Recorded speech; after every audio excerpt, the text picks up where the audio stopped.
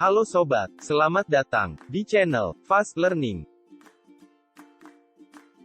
Dalam video ini, kita akan membahas 3 fakta tentang asal mula bahasa Indonesia. Namun sebelum itu, jangan lupa subscribe, like bila suka dan unlike bila tidak suka beserta saran dan masukan di komentar. Ayo kita ganti ruangan untuk memulai. Kira-kira, dari mana ya asal bahasa Indonesia? Baik, akan saya jelaskan. Perlu kita ketahui bahwa ada 3 fakta asal bahasa Indonesia. Pertama, bahasa Melayu sebagai akar bahasa Indonesia. Kedua, bahasa Melayu sudah digunakan sejak zaman Kerajaan Sriwijaya. Ketiga, bahasa Melayu baru diikrarkan sebagai bahasa Indonesia pada tanggal 28 Oktober tahun 1928. Kamera fokus. Kalau kita berbicara tentang akar, akar adalah tempat awal mulanya sesuatu itu tumbuh dan berkembang. Mungkin dari kalian masih ada yang belum tahu kalau bahasa Indonesia itu berasal dari bahasa Melayu kuno yang mengalami perkembangan hingga menjadi seperti sekarang ini. Dulu, bahasa Melayu ini digunakan oleh orang-orang dari berbagai daerah di Indonesia bahkan Asia Tenggara sebagai lingua franca.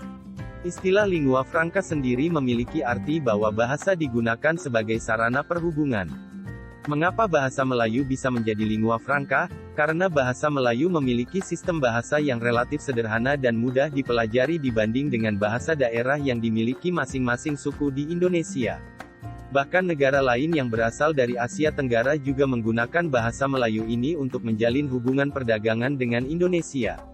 Telah dijelaskan sebelumnya bahwa bahasa Indonesia berasal dari bahasa Melayu kuno. Bahasa ini diketahui sudah digunakan sejak zaman Kerajaan Sriwijaya. Karena pada masa Kerajaan Sriwijaya, Indonesia menjadi pusat perdagangan di wilayah Asia Tenggara.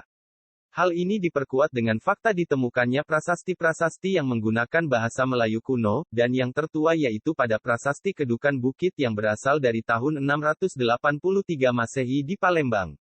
Disusul prasasti Talang Tuo di Palembang tahun 684. Prasasti Kota Kapur di Bangka Barat tahun 686. Dan prasasti Karangberahi, Bangko, Kabupaten Merangin, Jambi tahun 688. Kemudian untuk bukti penggunaan bahasa Melayu di wilayah Jawa bisa dilihat dari ditemukannya prasasti Gandasuli di Jawa Tengah tahun 832. Dan prasasti Bogor di Bogor tahun 942.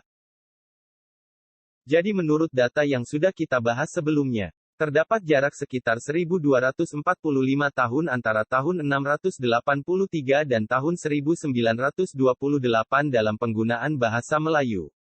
Sebelum diikrarkan pun bangsa Indonesia telah menggunakan cikal bakal bahasa Indonesia ini untuk berkomunikasi dan menjalin hubungan. Mungkin inilah salah satu alasan yang membuat bahasa Melayu dijadikan sebagai bahasa persatuan dan bahasa nasional di Indonesia. Pasti sobat tahu ya hari apa tanggal 28 Oktober tahun 1928 itu? Silakan komentar di bawah bagi yang tahu. Terima kasih sudah menonton video kami. Semoga bermanfaat. Tetap dukung kami sehingga channel ini semakin baik. Sampai jumpa lagi.